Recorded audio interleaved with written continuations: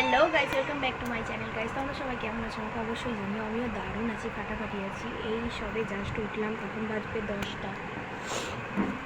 ঘুম থেকে উঠলাম, উঠে একটু কাজবাজ হলো বলতে কাপড় কাচাটা হলো, এখনও ঘর মোছা, বাসন মাজা, খাবার জল তোলা এখনও সবই বাকি আছে।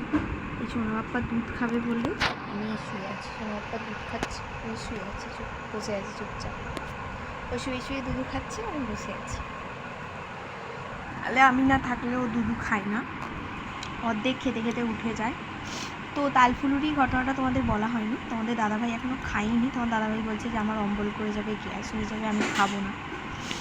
তো মুড়ি খেতে বসে একটা অন্তত পক্ষে দেবো ওকে।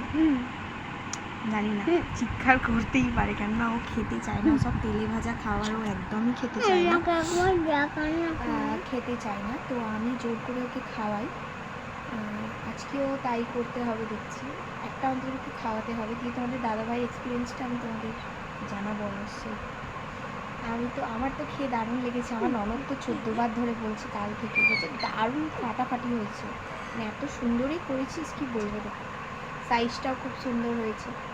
তো যারা যারা খেতে চাও আমার বাড়িতে চলে এসো, আমি নিমন্ত্রণ করে খাইয়ে দেবো তাদের, গরম গরম করে খাইয়ে দেবো, কোনো অসুবিধা নেই। তো তোমাদের দাদাভাই জানানোর পর দাদা অবশ্যই জানাবো। আর দেখতে থাকো আমি এখন কী কী কাজ করবো না করবো, দেখাবো অবশ্যই।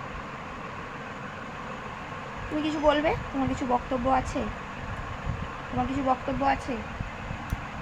কিছু বলবে? কি বলবে বলো? হাই করে দাও, হাই।